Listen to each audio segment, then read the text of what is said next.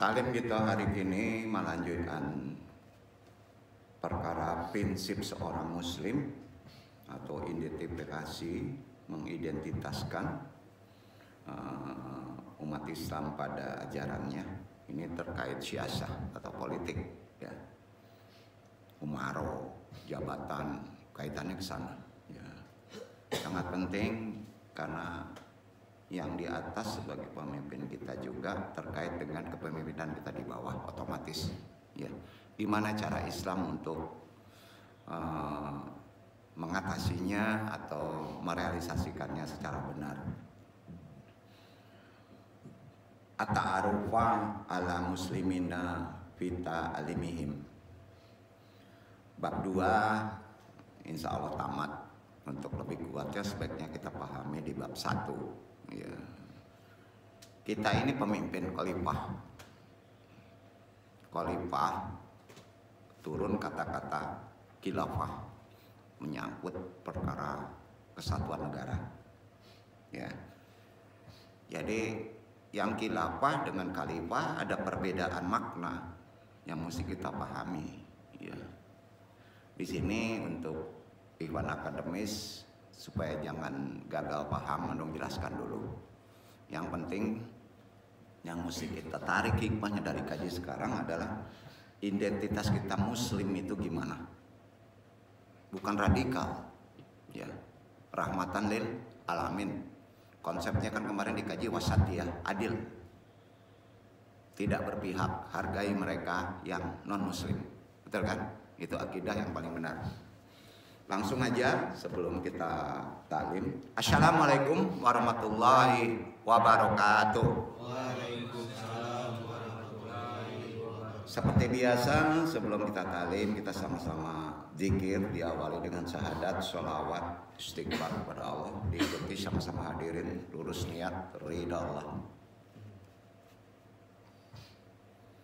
Asyhadu an la ilaha illallah wa asyhadu anna Muhammadur Rasulullah. Asyhadu an la ilaha illallah wa asyhadu anna Muhammadur Rasulullah. Asyhadu an la ilaha illallah wa asyhadu anna Muhammadur Rasulullah. Shalawat umi. Allahumma sholli ala sayyidina Muhammadin nabiyyi ummi wa ala alihi wa sahbihi wa sallim. Allahumma sholli ala sayyidina Muhammadin nabiyyi ummi wa ala alihi wa sahbihi wa sallim.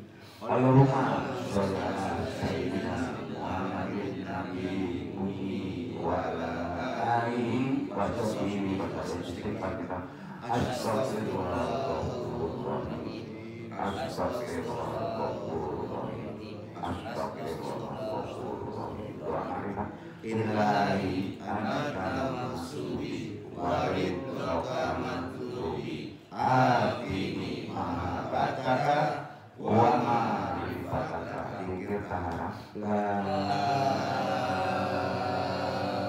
ilaha illallah, la ilaha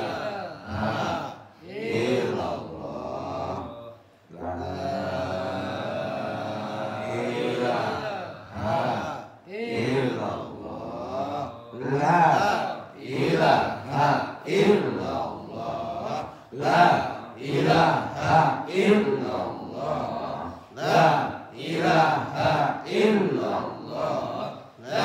ilaha illallah, la ilaha illallah, la ilaha illallah, la ilaha illallah, la ilaha illallah, la ilaha illallah, la ilaha illallah, la ilaha illallah, la ilaha illallah, la ilaha illallah, la ilaha illallah, la ilaha illallah, la ilaha illallah, la ilaha illallah,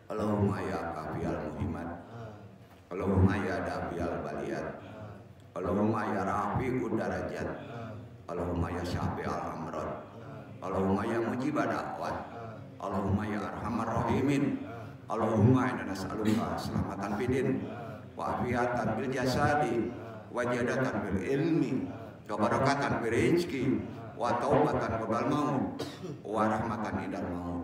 Allahumma hawin alaina absaratil maut wa najatan minan nar wa afadal hisab. La haula wala quwata illa billahil aliyil azim. Alhamdulillahirabbil alamin. Jazakumullah khairan katsira. Alhamdulillahirabbil alamin. Na ilahil ma'hud.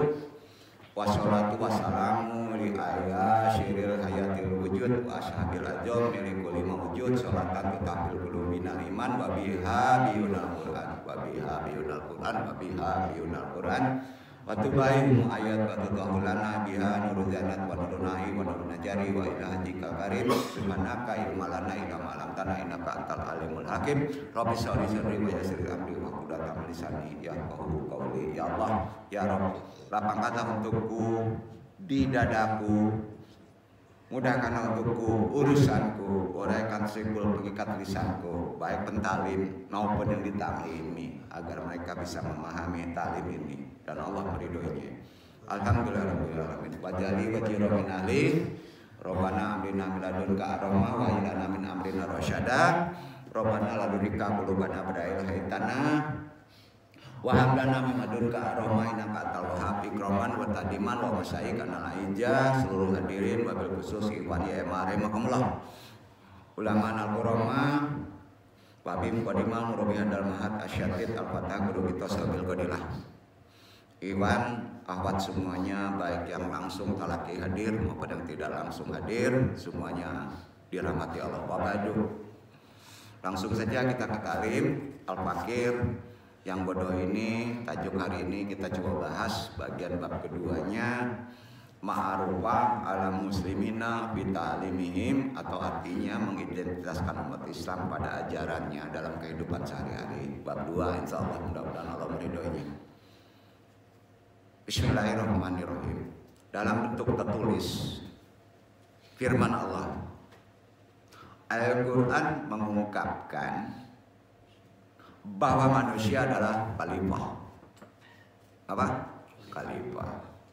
Khalifah itu artinya pemimpin semuanya.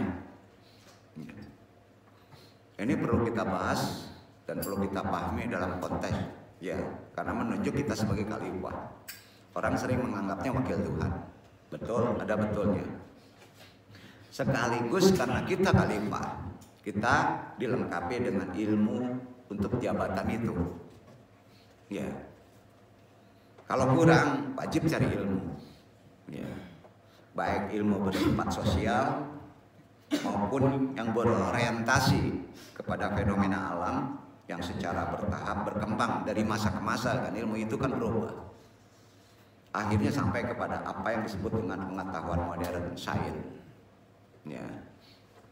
Termasuk di dalamnya ada disebut ilmu politik, ilmu memimpin secara aturan Islam itu ada. Begitu sempurnanya ajaran Islam. Ya. Asal kata khilafah adalah khalifah. Apa? Khalifah. Ya. Artinya wali, pemimpin atau penerus. Nasab juga khalifah gitu. Ya. Sering tidak dipahami umat Islam secara benar. Ya. Kalau nggak paham akan dari arti, ya, makna saja. Nah, implementasinya artinya bisa berbeda. Ya. Ya. Di sini pentingnya thalabul ilmi. Berbahaya loh.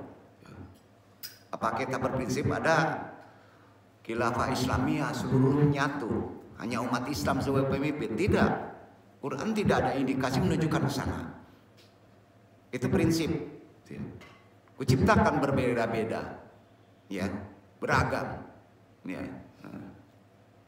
Karena kata khilafah merupakan salah satu pembahasan kompleks. Ya, kalau menyebut khilafah pasti kompleks, ribut, beda pendapat. Perdebatan pun di kalangan para ahli tafsir pengertian khilafah ini menjadi polemik yang tak kunjung usai dari abad pertama Hijriah loh, sampai sekarang.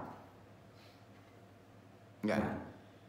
Secara umum perbincangannya terkait dengan politik, kepemimpinan. Ya. Khalifah akhirnya khilafah. Ya.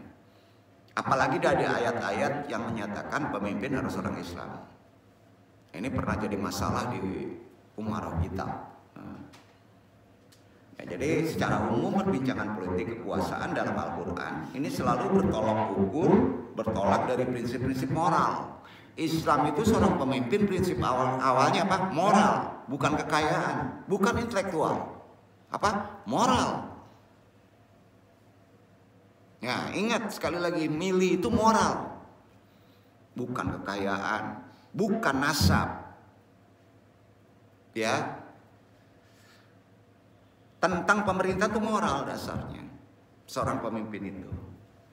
Pertama, ya dasarnya kan di ukuran dibedah ini prinsip al-musyawarah atau kesetaraan. Tidak ada derajat ini, tidak ada derajat ini. Kalau moral bagus, bisa diangkat, bisa setara, sama, semua suku, bahkan semua agama setara. Al-musyawarah itu setara. Kalau dia pantas ya duduk, betul kan? Nah, ini yang mesti kita bahas. Nanti supaya iwan-iwan akademis jangan terlalu radikal pola berpikir. Karena ada al-wasid. Wasatiyah itu adil itu dalam konsep bijaksana itu pantas tidak? Gitu. Artinya al-musyawarah itu ajaran Islam tak mengenal diskriminasi dalam bentuk apapun. Ya.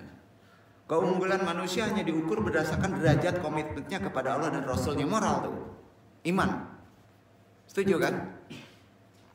Ya. Pada hal itu yang pertama. Jadi seperti dinyatakan dalam Al-Quran, Inna akramakum indallahi ataqakum. Yang paling mulia di antara kalian adalah yang paling bertakwa kepada Allah. Itu pemimpin. Yang paling bertakwa.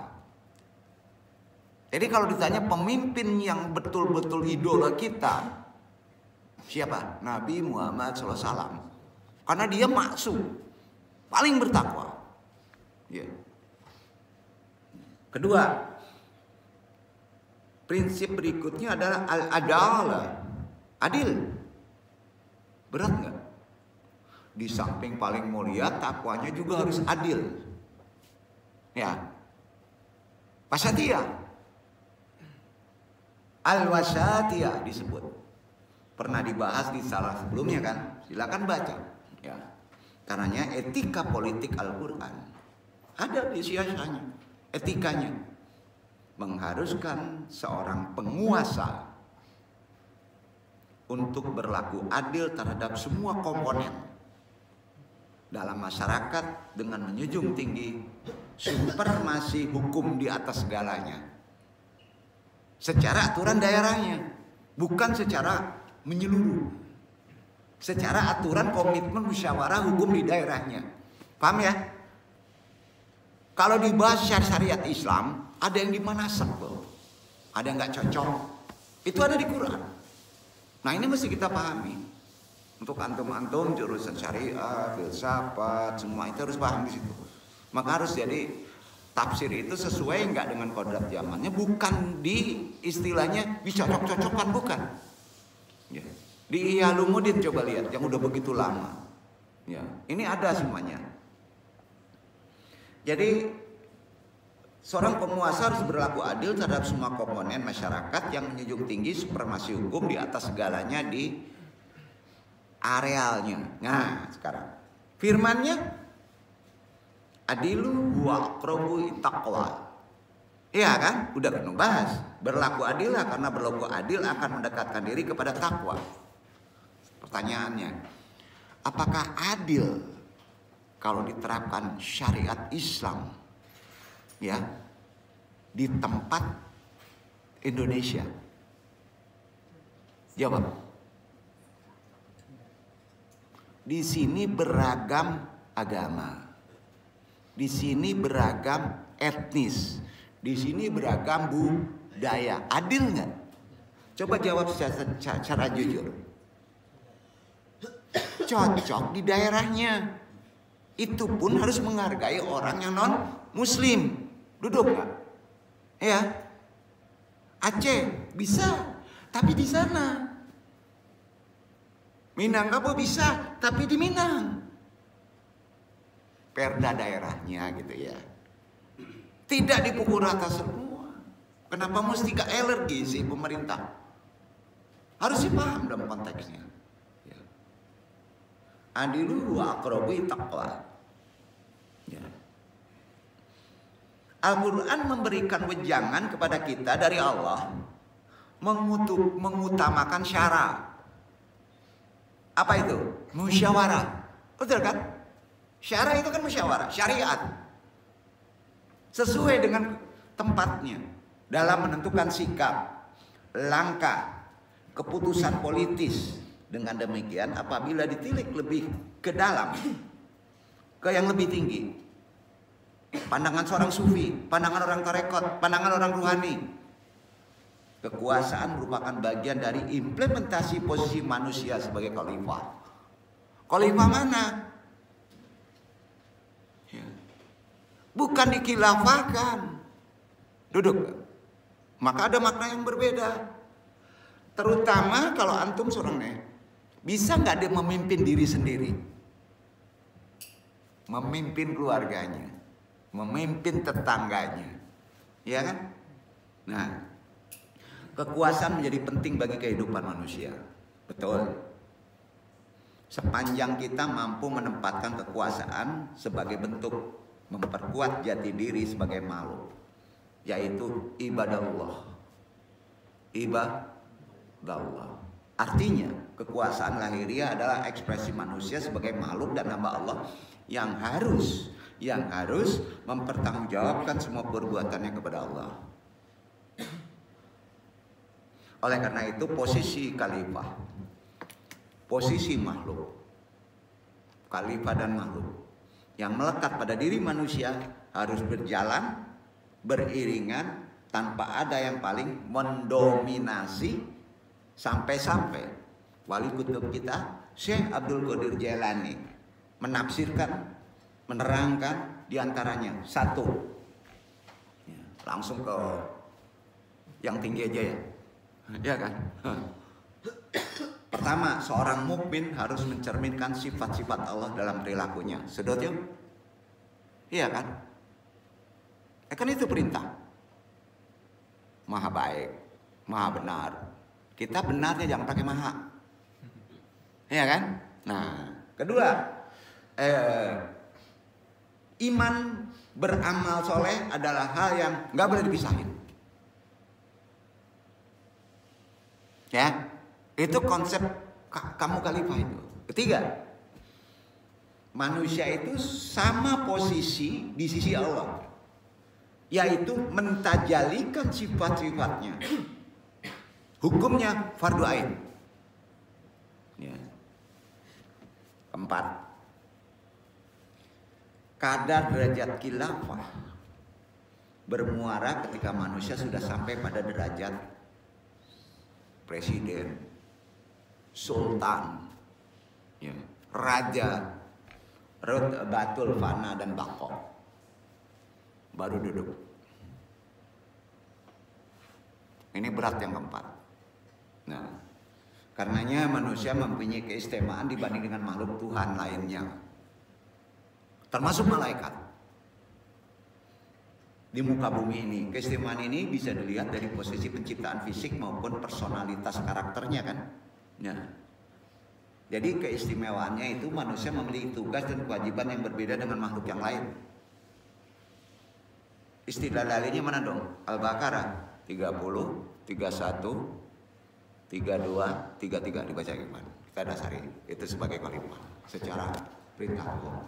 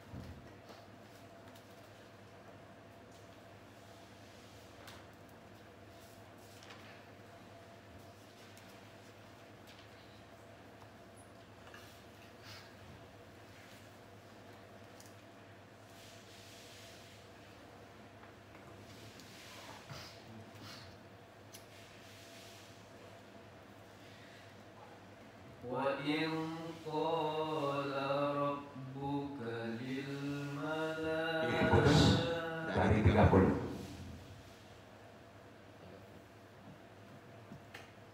Al-Baqarah dari ayat 30.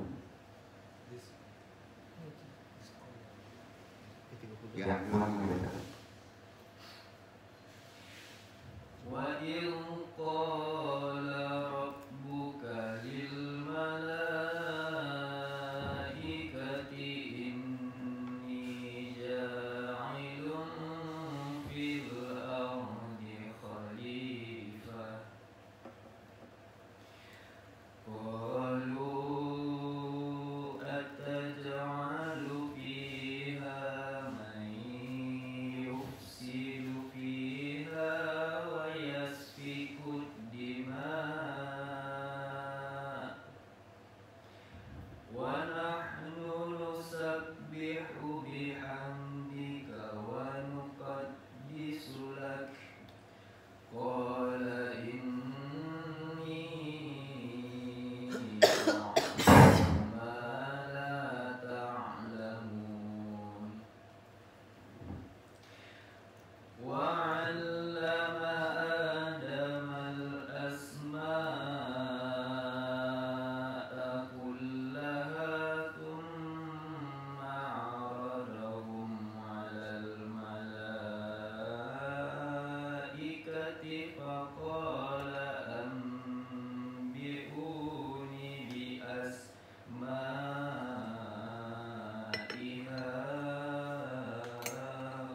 هَؤُلَاءِ إِن كُنتُمْ صَادِقِينَ قَالُوا سُبْحَانَكَ لَا عِلْمَ لَنَا إِلَّا مَا عَلَّمْتَنَا إِنَّكَ أَنتَ الْعَلِيمُ الْحَكِيمُ قَالَ يَا آدَمُ أَنبِئْهُم بِأَسْمَائِهِمْ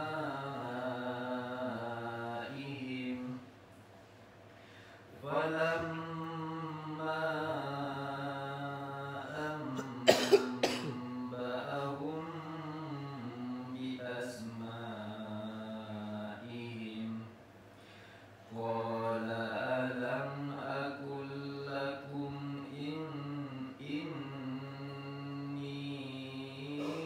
أَعْلَمُ غَيْبَ السَّمَاوَاتِ وَالْأَرْضِ وَأَعْلَمُ مَا تُبْدُونَ وَمَا كُنتُمْ تَكْتُمُونَ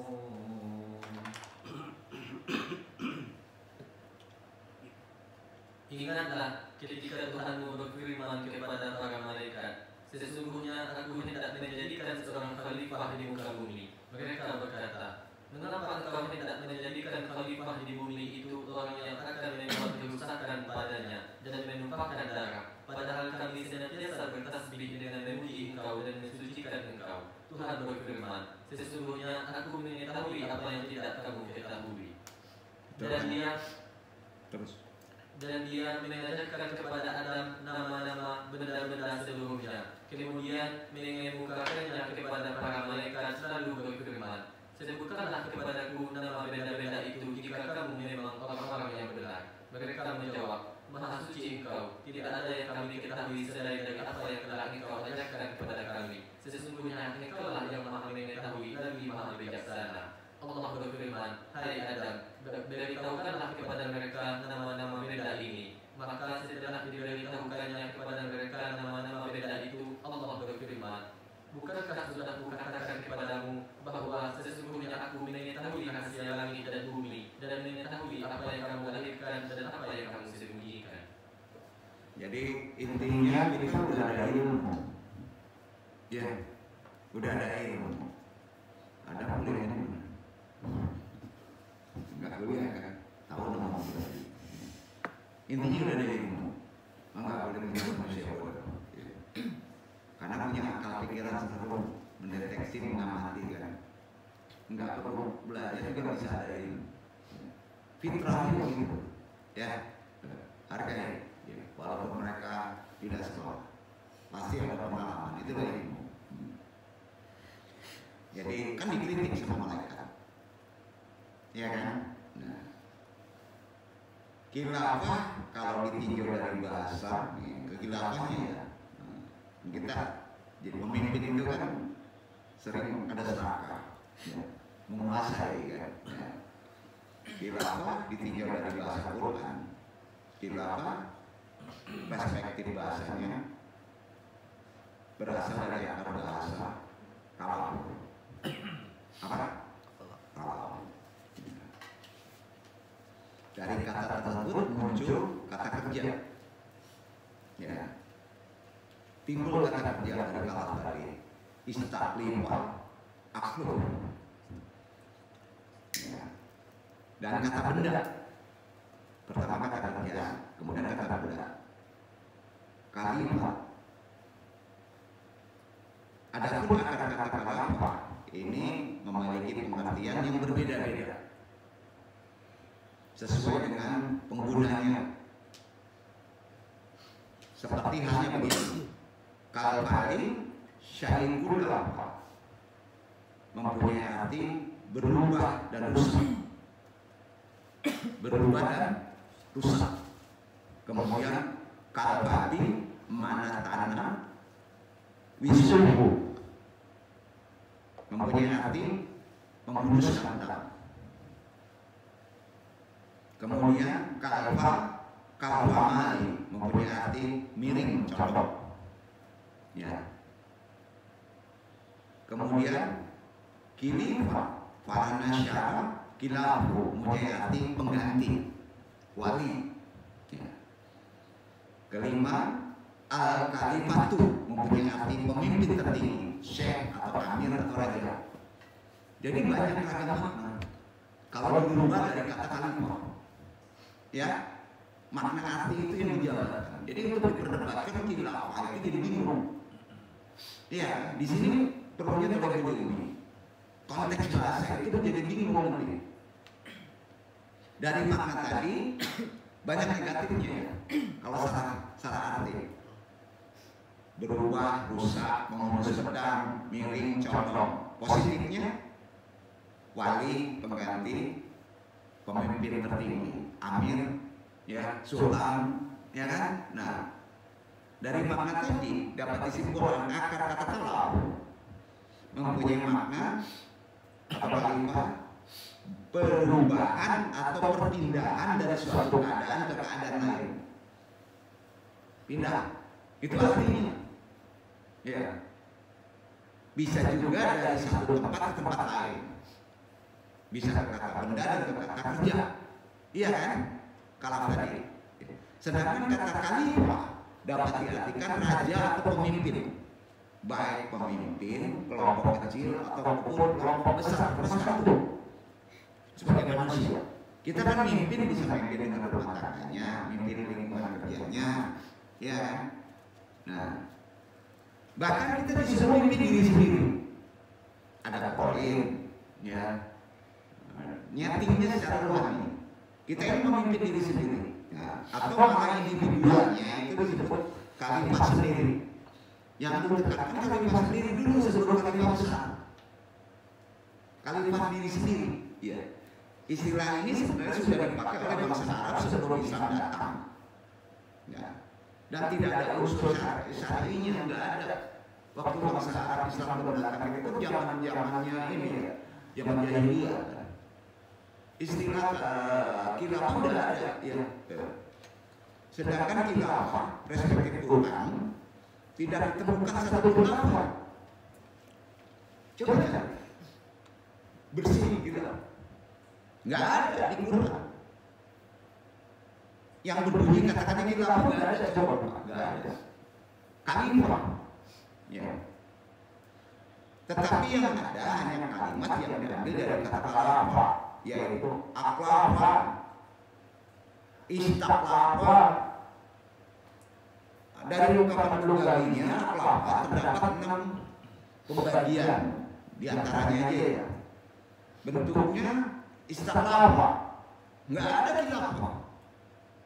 Ini ada 4 ayat ya, dibaca di Quran surat Al-An'am 133. Dibaca yang pada Al-An'am dulu 133.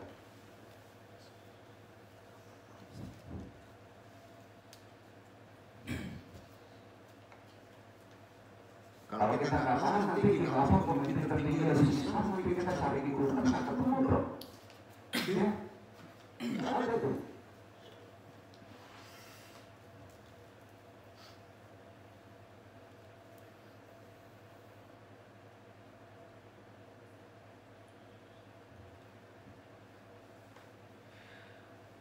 Warabbukal ghaniyyu dzur rahmah yasha yuzhibukum wa yastakhlif min ba'dikum ma yasha'u kama ansha'akum min dzurriyyati qaumin akharin. Dan Tuhanmu Maha Kaya lagi mempunyai rahmat. Jika Dia menghendaki, niscaya Dia memusnahkan kamu dan menggantimu dengan siapa yang dikehendakinya setelah kamu musnah, sebagaimana Dia telah menjadikan kamu dari keturunan orang-orang lain. Jelasnya di ayat lain coba Al-Araf 129 baca coba. Al-Araf.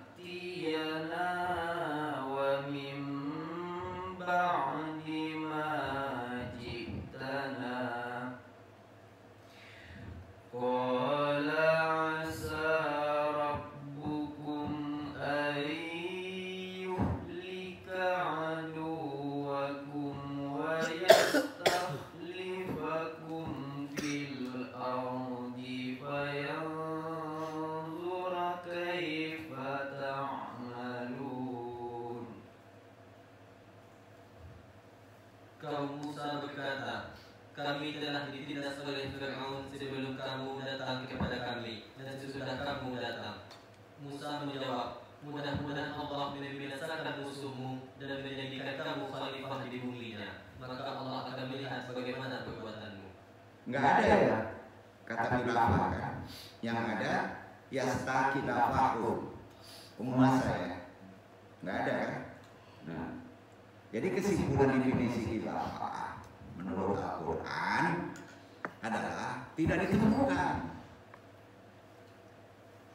Nah, kita cita-cita nanti menang sebuah Islam jadi khilafah. Betul ini? Tidak ditemukan di Quran, nggak ada. Khilafah secara nas terang tidak ada dalam Quran, tetapi terdapat kata yastakhlifu, khalifah, ya kan? Hanya itu.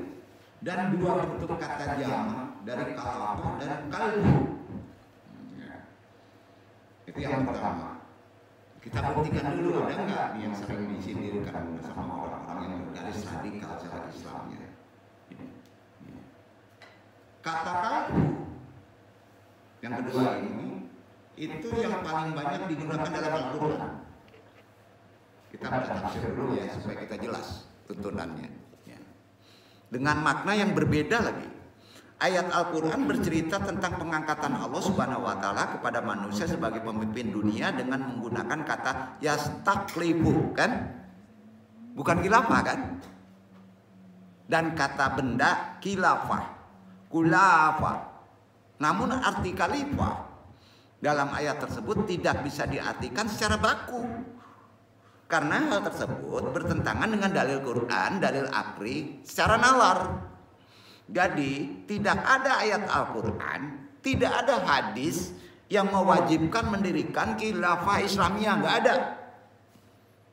Kalau antum baca di yang lain menyebut begitu, nggak ada. Dalilnya mana? Quran nggak ada, nas nggak ada. Ya, ini takutnya ada yang radikal bener. Enggak, kita tenang aja, nanti Islam juga yang menang kan. Bukan begitu. Khilafah Islamiyah itu nggak ada di Quran. Tak ada ayat atau hadis yang menjelaskan secara eksplisit tentang pemimpin itu harus orang muslim, nggak ada. Wallahu a'lam. Ya. Pemerintahan yang dijalankan oleh umat Islam berdasarkan syariah Islam secara transisional. Itu beberapa kriteria khilafah Islamiyahnya. Ini harus dipahami begini maknanya. Pertama, penekankan pada simbol keislaman bukan substansi, ke individu, ke lokal. Tidak menyeluruh. Kedua, pimpinan tertinggi bersifat eksklusif. Harus laki-laki muslim. Betul kan? Ke situ larinya. Ketiga, syariat Islam dipahami secara literalis, tekstualis, dan kaku. Maka akan jadi radikal. Keempat, kepemimpinan bersifat borderless atau transisional. Ini yang menjadi masalah. Karena itu, adakah dalil Al-Quran dan hadis yang mewajibkan mendirikan khilafah Islamiyah? Jawab, tidak ada. Tidak ada. Wah, ini bukan ngejelekin umat-umat yang politiknya berbasis Islam. Ya, kadang-kala jadi melenceng nih. Tadi buktinya di Quran nggak ada. Ya, bukan nggak boleh pemimpin Islam. Bersyukur kita kalau Islam ya. Bukan nggak boleh. Tapi penentuan dari Allah nggak ada. Kalau Allah berkehendak kan mungkin PBB juga Islam. Nggak ada Yahudi, nggak ada kiamat lah. Nggak ada ujian ya. Realisasi Islam nggak bisa terbukti kan? Ya, nggak ada itu. Jadi nggak ada ayat atau hadis yang menjelaskan secara eksplisit, terutama pimpinan itu harus seorang muslim, nggak ada. Ya. Al-Quran dan hadis hanya sebatas dalam sebuah komunitas harus ada kepemimpinan dan pemimpin dalam rangka menciptakan kemaslahatan masyarakat dan menghindari masfadat. Kan gitu. Ya. Kemudian Al-Quran dan hadis pun tidak menjelaskan bentuk pemerintahan, tetapi menyerahkan hal ini kepada manusia. Iya kan, di hadis. Monarki kah, republik kah, liberal kah, terserah. Terserah antum. Al-Quran dan hadis hanya memerintahkan bahwa kepemimpinan pemerintahan harus menegakkan keadilan, amanah. Ya, adil nggak, amanah nggak, untuk kesejahteraan masyarakatnya, kan gitu. Ya. Larangan mengangkat pemimpin non muslim kan ada di Quran. Ini jangan salah baca nih. Al-Maidah ayat 51. Betul kan? Sering jadi polemik. Sering dijadikan dasar oleh kelompok tertentu, terutama Islam yang radikal. Terdapat masalah dalam pemahaman dan penafsirannya. Ya. Untuk memahami Al-Maidah 51, ya, nunjukin ya. Secara kontekstual terdapat 3 analisa yang antum mesti paham, yaitu 1. Analisa linguistik. Kedua, analisa konteks historis. Ketiga, maslahat al-ayat. Berdasarkan hasil penafsiran, maka ayat ini tidak berbicara tentang larangan memilih pemimpin non muslim. Bukan di situ. Ini kalau dibahas panjang, bro. Putar kepala nanti. Ya. Kita kan nggak politik, cuma menjelaskan. Ya. Akhir-akhir diketahui bersama bahwa gerakan radikal atau yang mengusung khilafah, hal itu telah meresahkan masyarakat kan. Betul kan? Iya kan? Nah, kita jangan mudah diobok-obok nih. Jadi pendeskripsian khalifah sendiri oleh malaikat ada 3 di Quran. Apa kata-kata malaikat? Khalifah itu deskripsinya kata malaikat gimana nih? Pertama, mereka yang tidak merusak bumi, betul kan? Kalau dia nggak muslim, nggak merusak bumi, boleh kan jadi pemimpin? Kedua, apalagi? Mereka yang tidak menumpahkan darah pada manusia, bener kan? Kan kata malaikat itu deskripsi pemimpin. Kata siapa tuh? Malaikat kan? Nah, yang ketiga, mereka selalu mensucikan Allah. Kan 3 itu. Harus muslim, kan enggak? Ayo, betul kan? Nah, jadi Al-Quran tidak menambahkan arti baru di lafaz khilafah. Enggak. Khalifah ya khalifah, khilafah ya beda pengertiannya. Wah, ini dibentuk baru-baru ini. Kan aneh itu. Quran nggak bisa diutak-atik. Beda halnya dengan kalimat sholat. Bisa disebut doa kan? Nggak sama. Kok disamain? Sholat rupanya doa. Khalifah jadi khilafah. Oh, apaan ini? Nah, itu nggak nafsir itu. Nah, itu kita jangan dibodohin.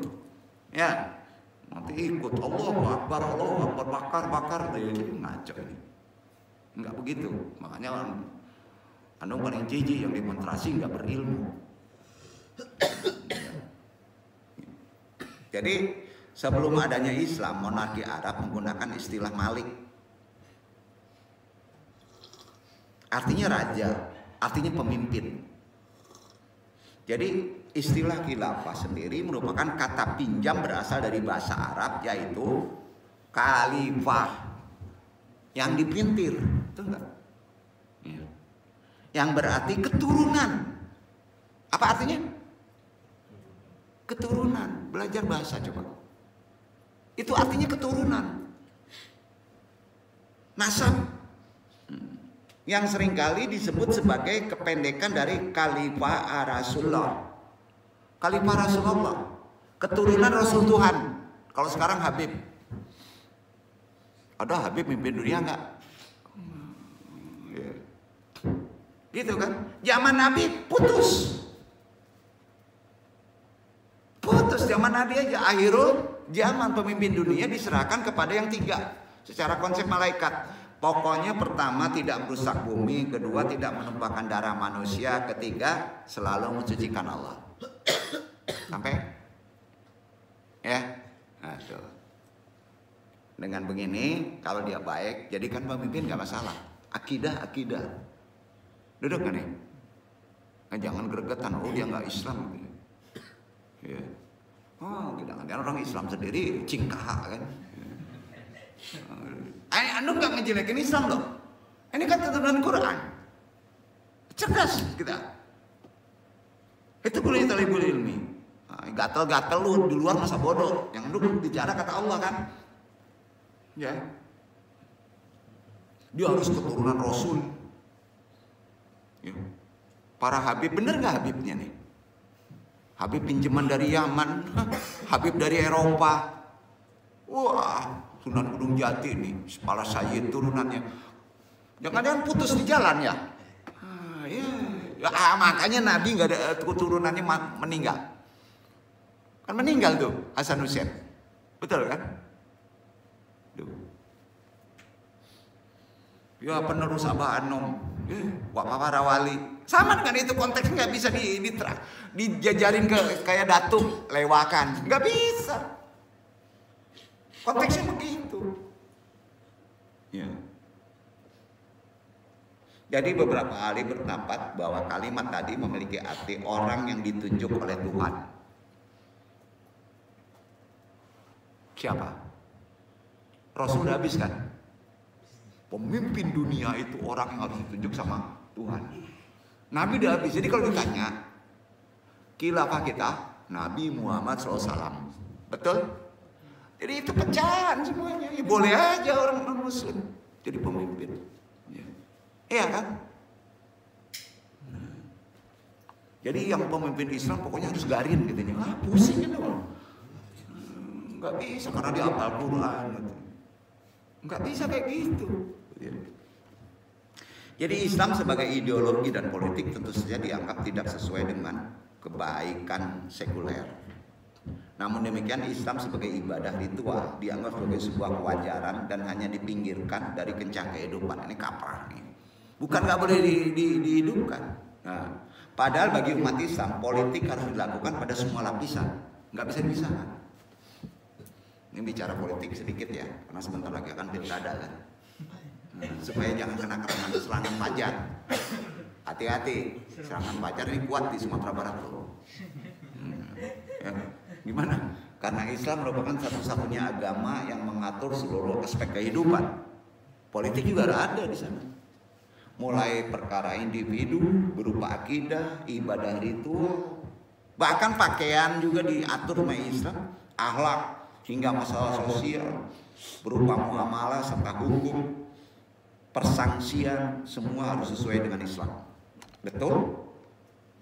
Semua orang memiliki peran sesuai dengan kemampuan dalam kencang berpolitiknya, sehingga ada yang berpolitik dengan pemikiran dan himbauan, ada pula yang melalui kekuasaan. Pemimpin semuanya, nggak perlu jadi presiden aja, ada yang kuat di pemerintahan, kekuasaan, ada yang kuat dengan dakwah, ya kan? Ada kuat dengan nasihat. Karena itu politisi sekuler yang oportunistik dan menghalalkan segala cara sesungguhnya selalu menggunakan politik identitas. Identitas itu hak person, ya, hak pribadi, nggak bisa dikeluarkan sebagai cara untuk mewujudkan tujuannya, karena hanya suara terbanyak yang akan mendapatkan tempat, iya kan? Maka sentimen kesukuan, apalagi sentimen golongan, sentimen kewilayahan maupun keagamaan adalah cara yang efektif untuk mendapatkan dukungan, betul kan? Dalam politik itu kan, ayo betul kan? Nah, oleh karena itu tidak heran ketika politisi sekuler senantiasa memanfaatkan identitas demi mencapai kekuasaannya, ya. Berbeda dengan politisi Islam ideologis, beda. Mereka mengetahui bahwa kebaikan adalah mendapatkan ridho Allah.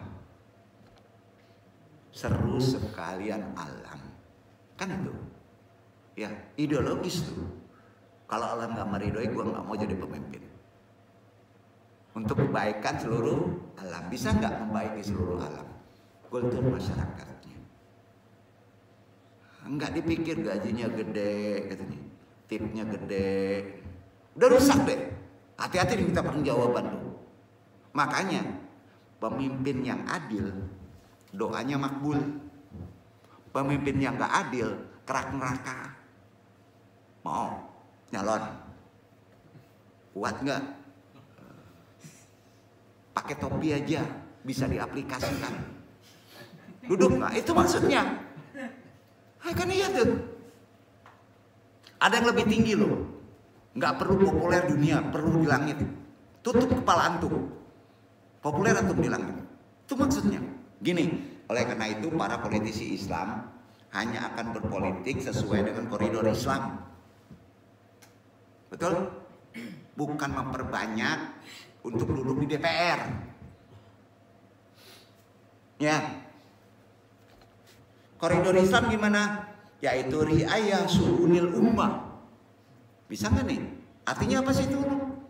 Mengatur umat dengan Islam. Berat. Berat. Kalau nggak awas. Ya.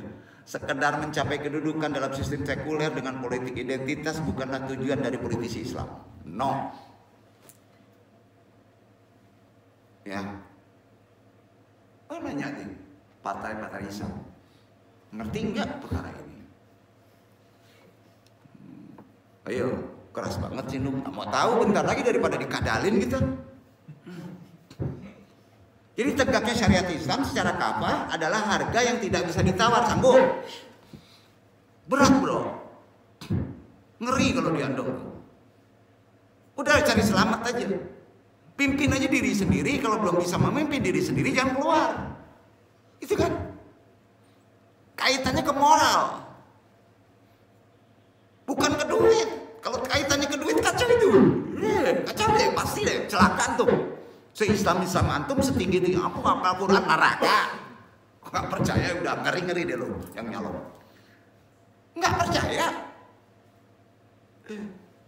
Berat loh. Saat ini ada opini bahwa umat Islam melakukan politik identitas yang sektarian. Opininya begitu. Para politisi sekuler yang menuduh umat Islam melakukan politik identitas sejatinya memiliki dua tujuan. Ini lawannya nih. Pertama, identitas tanpa politik. Identitasnya nggak ada politik. Mereka pada dasarnya tidak khawatir ketika umat Islam hanya menjalankan ibadah ritual tanpa menginginkan penerapan dalam kehidupan untuk menjaga kondusivitas berpolitik mereka diusahakan agar orang yang mengaku dirinya Islam tidak melakukan aktivitas politik. Jangan, Islam gak boleh berpolitik, gitu. Supaya kamu aman. Nah, itu kadal tuh. Ya. Pengopinian politik adalah perkara kotor yang tidak cocok dengan identitas suci seorang Islam. Adalah salah satu cara yang dilakukan. Jadi tujuan sesungguhnya adalah umat Islam tidak berpolitik, itu aja. Tujuannya. Akhirnya apa? Golput.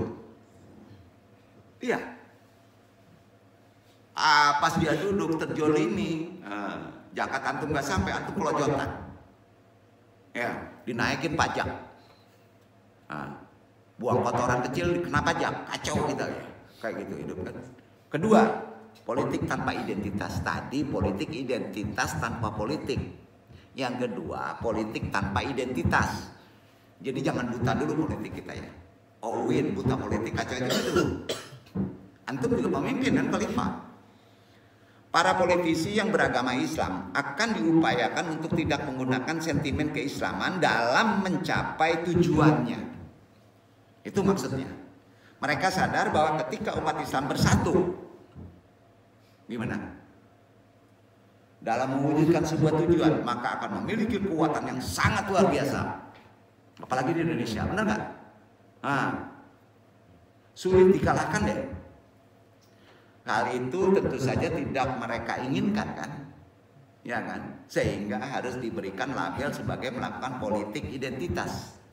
Mereka berusaha menjauhkan para politisi Muslim dari identitas Islam, apalagi tujuan Islam. Jauh. Politik Islam nggak bisa gitu. Ya. Dalam kondisi yang semakin tidak menguntungkan ini, ya, umat Islam sudah seharusnya menyadari identitasnya sebagai seorang Muslim. Apa identitas antum? Yang bawah dulu, jangan tinggi-tinggi. Umat Islam harus menyadari bahwa mereka diciptakan oleh Allah untuk menjadi hamba yang bertakwa dan akan mempertanggungjawabkan seluruh perbuatannya di dunia kan? Iya kan? Oleh karena itu kita harus berusaha untuk menerapkan Islam secara kafah semampu kita dalam seluruh aspek kehidupan. Metode kita dalam memenuhi segala kebutuhan hanyalah dengan cara yang sebenarnya oleh Islam. Para politisi sudah sewajarnya menjadi Islam sebagai identitas kan? Namanya Islam wasatiyah, bukan Islam moderat. Moderat berasal liberal. Dan asas mereka dalam berpolitik, mereka merasa hina jika mempolitisasi Islam untuk sekedar meraih kekuasaan. Banyak kan? Karena sesungguhnya politik bagi mereka adalah mengusahakan Islam pada kekuasaan. Ya. Tujuan politik mereka haruslah adalah kemaslahatan kemuliaan Islam. Masyarakat melakukan fungsi mereka berpolitik yaitu amar ma'ruf nahi mungkar. Amar ma'ruf nahi mungkar di Quran. Karena mereka sadar bahwa mengkoreksi penguasa yang tidak menjalankan syariat Islam adalah sebuah kewajiban. Gimana tuh? Bahkan mereka menyadari bahwa diterapkannya syariat Islam secara kafah adalah mahkota kewajiban. Kacau nih. Bukan mahkota kewajiban itu. Itulah yang selalu mereka lakukan, alih-alih sekedar mencari aman. Dasar dari Islam adalah wasati. Kan ada di ayat Al-Quran Al-Baqarah 143, ummatan wasyatan. Iya kan? Bukan umat kesehatan. Bukan kan? Adil, umat yang adil. Yang menjadi saksi bagi manusia dan Rasul menjadi saksi bagi umat wasyatan tersebut. Adapun nilai tujuan Islam wasatiyah kemarin udah dibahas adalah adanya tawasud, tawajud, itidal, tasamu, syara, islah, muatana, qudwah. Intinya keteladanan. Jadi teladan nggak antum, kan itu. Makanya idola teladan kita yang melihat dalam berpolitik siasa Islam adalah Rasulullah. Ya. Jadi teori yang pernah diungkapkan oleh Lord Acton, seorang politisi Inggris abad 19, non Islam nih. Power tends to corrupt and absolute power corrupts absolutely. Kekuasaan cenderung korup. Korup kan? Pokoknya Den mesti duduk menguasai daerah korup kan? Ya, korup. Ya. Dan kekuasaan absolut korupsi secara absolut. Power tends to corrupt and absolute power corrupt absolutely. Ini ahli filsafat orang bukan Islam loh, ngomongnya kayak gitu. Nah, ya. Ada benernya nih. Bukankah isapan jempol belaka itu kata-kata itu? Bukan. Ini nyata, benar-benar warning. Jadi antum nyalek, nawa itu antum apa? Populer, duit. Silakan terima gebukan. Jadi intinya kemana? Ruhani kan? Iya kan? Nawa itu kan? Cobalah para calonnya duduk sini. Nawa itunya aja. Jujur berani nggak di sini? Amanah, fatona, wasati, adil, hantu. Betul itu. Warning kehidupan sekarang. Karenanya seseorang bisa terlena dalam kekuasaan itu. Seseorang bisa lupa siapa dia sesungguhnya, betul nggak? Apalagi seseorang bisa terjerembab ke lembah yang paling nista kan? Nah, Hujatul Islam Imam Al-Ghazali puluhan tahun ke belakang berpesan kepada para penguasa, sultan, raja, presiden, gubernur, bupati, wali kota, RT, dosen, rektor. Nah, kemana nih? Iyalah itu kan penguasa. Ya, baik jabatan skala besar maupun sekecil atau siapapun yang memiliki akses kekuasaan agar hati-hati menggunakan kekuasaannya. Hati-hati. Kekuasaan adalah sumber kekuatan yang bisa diarahkan untuk berbagai kepentingan kan? Iya kan? Melalui kekuasaannya seorang bisa melakukan apapun yang dia mau kan? Kalau akhlak moralnya nggak dituntut sama Islam dan Quran hadis gimana? Ayo. Nah ini anda ngingetin aja, semua udah pada tahu deh. Dalam kitab At-Tibrul Masbuk fin Nasihatil Muluk, Al-Ghazali kitabnya itu memberikan catatan kepada para penguasa dengan mengutip sebuah hadis Nabi yang berbunyi begini. Keadilan penguasa meski hanya 1 hari lebih aku senangi ketimbang beribadah selama 70 tahun. Setuju? Nggak enak Haji Mandong, nggak bisa jadi pemimpin kita nih ya. Makanya yang nyalek pasti lari. Karena dong baca niatnya. Ya. Tokoh Sufi abad 12 Masehi ini sangat konsen terhadap pentingnya para penguasa berlaku adil dengan tidak menyalahgunakan kekuasaannya untuk kepentingan pribadi atau kelompoknya. Al-Ghazali itu sesuai Quran dan hadis. Bahkan Al-Ghazali juga mengkritik keras koleganya sesama ulama yang jadi umaro, yang sikapnya menjadi sebab kerusakan rakyat. Ia berkata, kerusakan rakyat itu karena kerusakan penguasa. Betul? Nah, dan rusaknya penguasa itu karena rusaknya lu. Ini kok nggak tahu ya anak ini. Di Ulumuddin nih. para ulama. Rusaknya penguasa sebabnya para ulama. Join. Masa ulama ngejoinin penguasa? Hati-hati, kalau ulama rusak, penguasa kacau, rakyat rusak. Sementara rusaknya para ulama karena apa? Antum ulama, rusaknya kenapa? Harta, kedudukan, hubud dunia, Quran. Betul kan? Nah, siapa yang terperdaya akan kecintaan terhadap dunia, hubud dunia, dia tidak akan kuasa mengawasi hal yang kecil. Tidak akan bisa menguasai hal yang remeh. Bagaimana dia hendak melakukan kepada penguasa yang berskala besar, yang remeh aja kacau dia, malu-maluin. Ini ada di Ihya Ulumuddin, baca deh. Gatal-gatal enggak ini enggak ada Nawaitunya salah, duitnya ngutang pakai riba lagi, nyalon pula lagi. Udah kacau ini, bahaya ini. Di sini nggak ada di langit. Rusak bener. Masya Allah. Jadi Al-Ghazali terhadap para penguasa karena mereka memiliki kemampuan mengendalikan area publik, mampu nggak? Posisinya sangat strategis sehingga perlu dikontrol. Penguasa itu perlu dikontrol, kita yang kontrol. Ya, diingatkan, bila perlu dikasih warning secara terus-menerus agar tidak lupa terhadap amanah. Itu hukumnya wajib kita ini, makanya andung keras di sini. Iya kan? Takutnya saya tahu tuh nggak? Takutnya apa?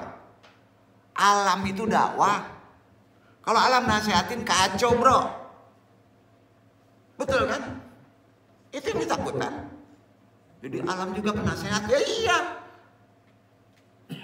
Alam nasihatin, kalau antum sebagai muslim gak bisa nasihatin. Alam yang dakwah lo. Sekian persen mendekati 80% gak ada yang dakwah, gak ada yang ngingetin, alam yang dakwah. Kacau itu. Wah ngeri deh. Spiritualitas kekuasaan. Kita pahami ya. Spiritualitasnya, jabatan dan kekuasaan adalah dua media yang saling terkait. Jabatan, kekuasaan itu dua media yang harus terkait. Saat seorang memiliki jabatan, otomatis memiliki kewenangan, betul kan? Yang disebut kekuasaan. Nah, bagaimana spiritualitas kekuasaan itu? Uraiannya gini. Pertama, spiritualitas keislaman itu gimana sih? Ini pertama, penguasa adalah wakil Tuhan, khalifah di muka bumi. Jika kita lacak dalam referensi teologis, manusia di bumi adalah mandataris Tuhan, betul kan? Khalifah yang mengemban tugas suci sebagai makhluk spiritual.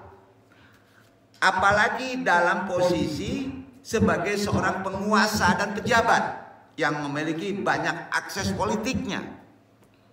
Jadi kekuasaan itu bukan sekedar wilayah material. Enggak. Untuk menduduki sebuah jabatan seperti presiden, menteri, gubernur, bupati, wali kota, RT bahkan, dosen, rektor. Akan tetapi kekuasaan yang dimiliki kewenangan politik diperlukan ranah spiritual sebagai ruhnya. Nah, sebagai energi yang membuat kekuasaan menjadi dinamis, indah, vitalitas, daya hidup, mengikat komunitasnya.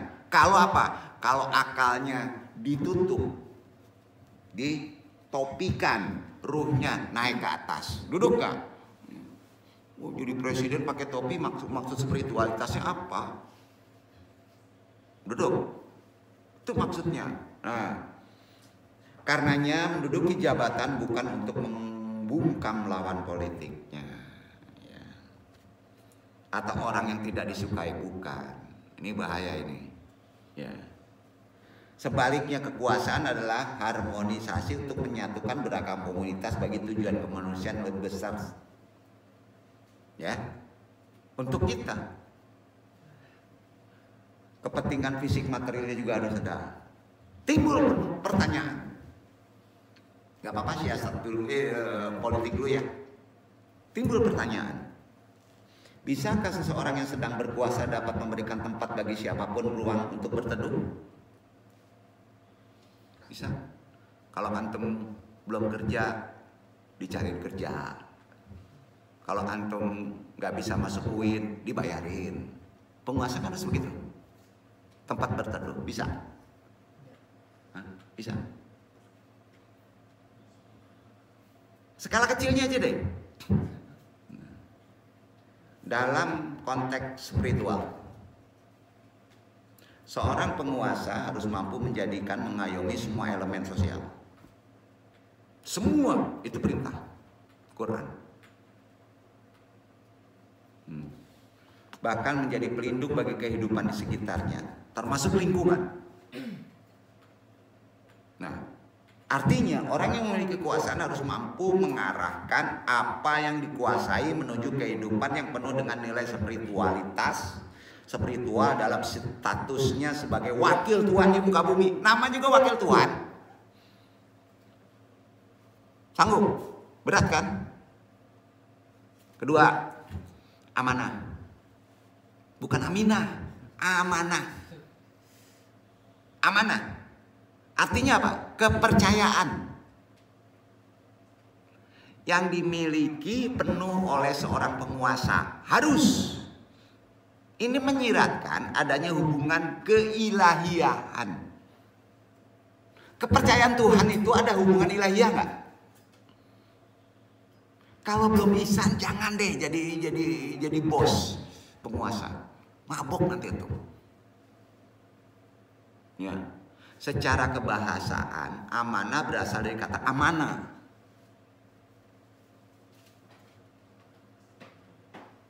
Kesamaannya apa amanah? Iman. Iman. Presiden itu amanah, tingginya iman. Ilahiyah kan? Atau keyakinan. Jelas sekali unsur spiritualitas amanah bagi penguasa sangat mendalam karena terdapat aspek keimanan, aspek keyakinan. Maestro sufi, maestronya ya, bukan maestro lukisan. Maestronya seorang sufi, siapa? Jalaluddin Rumi. Menyebutkan amanah sebagai pemberian tanggung jawab, pilihan bebas kemampuan manusia mengenai aspek rohani dan mengembangkannya sampai ke lahiriah. Keren kan? Asalnya aspek rohani, amanah itu. Baginya orang yang melupakan atau meninggalkan amanah pasti dalam posisi yang berbahaya. Apalagi kalau dia duduk, pasti dalam posisi yang berbahaya, tidak nanti, tunggu akhirnya. Ngeri gak?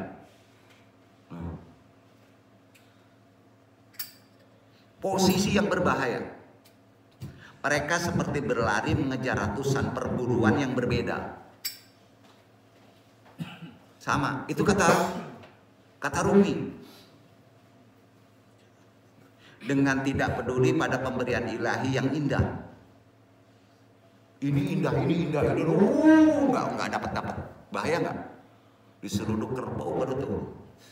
Ya, karena itu seorang penguasa yang mengingkari amanah, bahaya hidupnya tidak nanti dunia. Buktiin. Ngeri ya. Mau nyalek. Kalau nggak ada kemampuan jangan. Ingat, itu aspek rohaninya tinggi, ilahiyah. Ada iman, amanah. Karena itu seorang penguasa yang menghindari amanah berarti dia benar-benar meninggalkan pesan ilahiyah. Betul? Yang melekat pada dirinya karena dia memintanya. Betul? Ya. Selain sebagai manusia pribadi yang terlahir sebagai makhluk spiritual, juga sebagai pemikul kepercayaan tingkat tinggi di hadapan Rohnya yang harus dia pertanggungjawabkan di hari pembalasan juga hari kehidupannya. Ketiga, Keharusan melayani. Pertama tadi apa? Kedua amanah. Pertama tadi wakil Tuhan. Pertama wakil Tuhan. Kedua amanah. Ketiga keharusan melayani. Harus, bukan keharusan diladeni. Melayani. Yang dilayani ribuan lagi. Kalau nggak ada kemampuan rohaninya kacau. Nih, satu grup staf aja udah mabuk. Ya, ini negara, wilayah, Sumbar. Keharusan melayani. Hakikat dari seorang penguasa atau orang yang memiliki akses terhadap kekuasaan adalah sebagai pelayan umat. Kan itu apa? Pelayan umat. Namanya apa? Qadimul ummah. Cobalah pas duduk udah dilantik, jangan jauh-jauh deh. Anggota dewan tingkat 2. Apa? Mobil aja dibukain pintunya loh. Ajudannya 4. Udah kena dia tuh. Iya kan? Zaman Khalifah Rasyidin gimana? Minyak aja nggak mau dipakai tuh. Kalau itu untuk negara, bener kan? Ya. Qadimul ummah. Antum melayani orang yang begitu banyak, berat kan?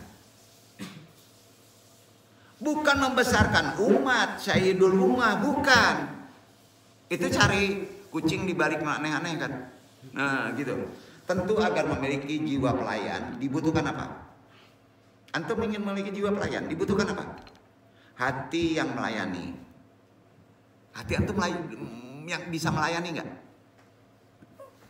Hati yang cenderung untuk membantu pihak lain tanpa ada keinginan atau perasaan sebaliknya. Berat ya, berat benar-benar. Disinilah integritas diperlukan untuk aksi pelayanan, khusus penguasa, khusus pemimpin. Dalam hal ini Islam memberikan panduan agar apa yang dibicarakan sesuai dengan apa yang dikerjakan. Apa yang dibicarakan sesuai dengan apa yang dikerjakan. Apa niatnya harus sesuai dengan yang dikerjakan berdasarkan nih niatnya. Allah berfirman di Al-Quran menegaskan, qabura maktan indallahi antakulu ma taf'alun. Sangatlah besar bencinya Allah bahwa kamu mengatakan apa-apa yang tidak kamu kerjakan. Quran surat Asy-Syamm ayat 3. Ya nggak ada yang ngeri ya sama itu ya. Betul, amanah saya. Hamburadul mana tuh? Amanah, fatona. Wah, pusing. Nggak tahu resikonya loh. Penguasa yang memimpin beberapa umat udah derajat wali loh. Dibeli. Jualan. Kena cumpak nanti gantang menurut itu. Ini berarti seorang penguasa, pejabat harus memiliki konsistensi antara apa yang dikatakan dengan apa yang dilaksanakan. Berat ya? Berat. Terlebih saat Muslim kompetisi politik seperti tahun ini akan mulai, banyak janji yang disampaikan untuk memberikan pelayanan maksimal kepada rakyat. Kacau. Kadal. Keselan dong nggak berubah-ubah. Namun dalam prakteknya banyak pengingkaran terhadap apa yang dijanjikan. Jangan bohong. Disinilah jiwa melayani menempati posisi yang sangat tinggi dalam ranah spiritual. Tanpa ada unsur spirit atas apa yang dipikulnya, maka kekuasaan malah menjadi ajang untuk menodai janji, merusak komitmen, pengingkaran sebagai pelayan umat. Tuntunan Islam paling dasar. Maka bagi para penguasa, pejabat atau pihak-pihak yang dekat dengan akses kekuasaan, camkan baik-baik. Anda nggak berfatwa, kata Rasul, kata Allah, bahwa menduduki sebuah jabatan ibarat berdiri di atas jurang bara api yang bisa menjerebakkan antum.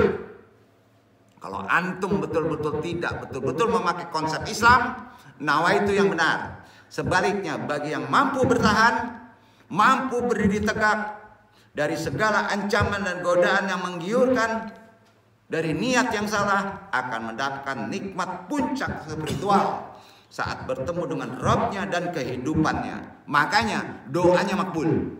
Setuju? Iya kan? Identitas orang muslim.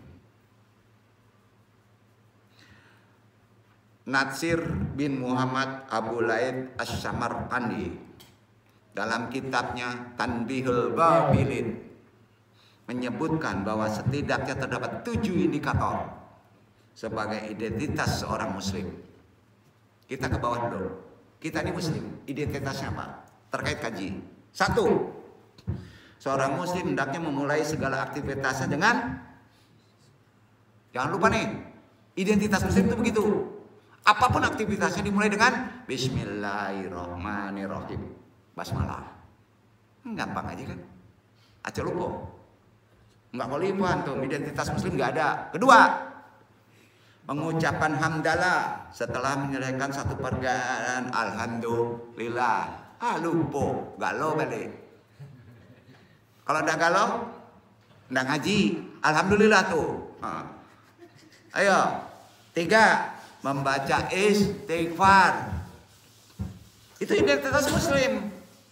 Selalu mohon ampun, jangan merasa benar. Betul kan? Karena manusia itu ada korin. Betul kan? Ada nafs. Manusia merupakan makhluk yang tidak pernah luput dari khilaf Quran. Maka perlu istighfar. Maka istighfar merupakan sarana untuk menghapus dosa kecil, bukan dosa gede. Dosa gede bukan istighfar gitu. Tobat nasuha ada aturannya, yaitu dengan bacaan astagfirullahaladzim. Betul kan? Iya kan? Keempat, apa? Identitas antum apa? Keempat. Kok nggak tahu? Pertama apa? Tadi apa? Bismillahirrahmanirrahim. Kedua, alhamdulillahirabbil alamin. Ketiga, istighfar. Keempat, insyaallah. Lupa, identitas muslim itu. Jadi sehari-hari kan identitas muslim. Pertama, bismillahirrahmanirrahim. Kedua, alhamdulillah. Ketiga, astagfirullahaladzim. Keempat, insyaallah.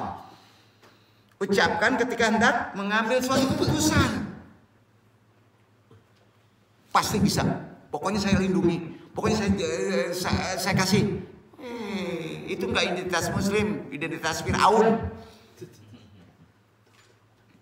Insya Allah. Ya. Itu yang keempat. Mengambil satu keputusan, membuat suatu janji, insya Allah. Namun, ini ilmu insya Allah. Belum tunjukin ya, insya Allah. Kan banyak nyebut insya Allah nih. Ya. Kalimat insya Allah bukanlah sebuah sarana untuk membatalkan janji dosa besar. Insya Allah lah, batalin janjinya, dosa besar loh. Kenapa? Karena kalimat insya Allah merupakan janji kita untuk sepenuh daya upaya menunaikan janji. Itu insya Allah. Walaupun pada akhirnya diserahkan kepada Allah. Allah prerogatif penentunya. Itu insya Allah tuh. Duduk kan? Ya. Kelima, apa? Identitas muslim. Gampang-gampang aja nih. Tadi tinggi banget ya. Identitas pemimpin, identitas politik. Kita aja nih identitas muslim aja yang udah banyak yang lupa. Nyalek pula gitu. Bismillah enggak, alhamdulillah enggak, istighfar enggak, insya Allah apalagi. Salah pula tuh nyalain nyebutnya. Kelima, la haula wala quwata illa billah.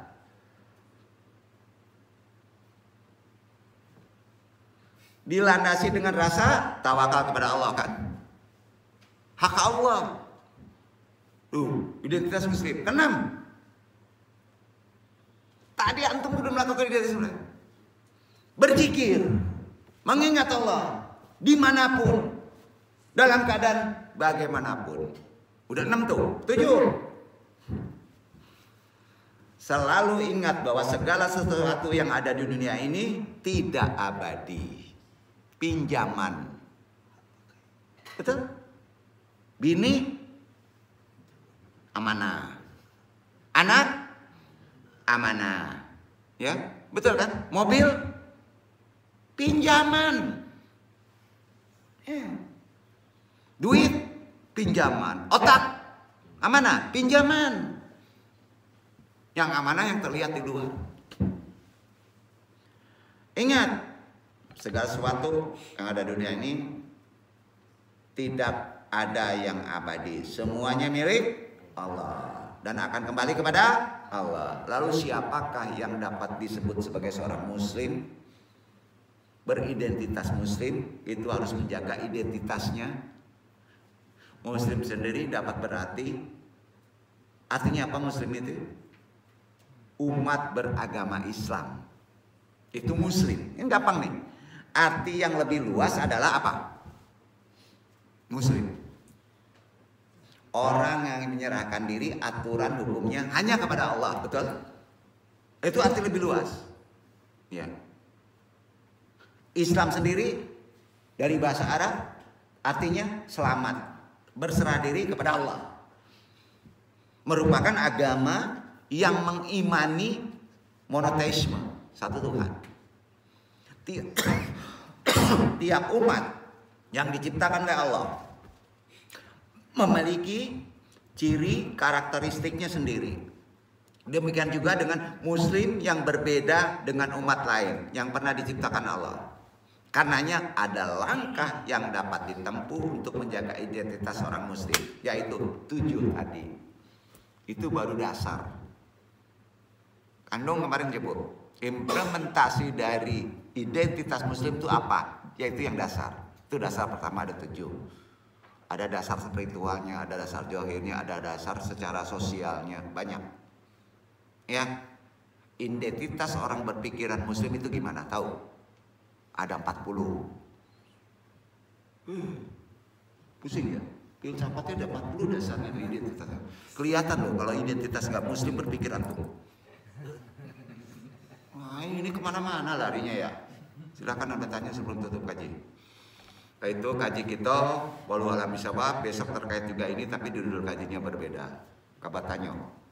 Wabillahi taufiq. Wassalamualaikum warahmatullahi wabarakatuh.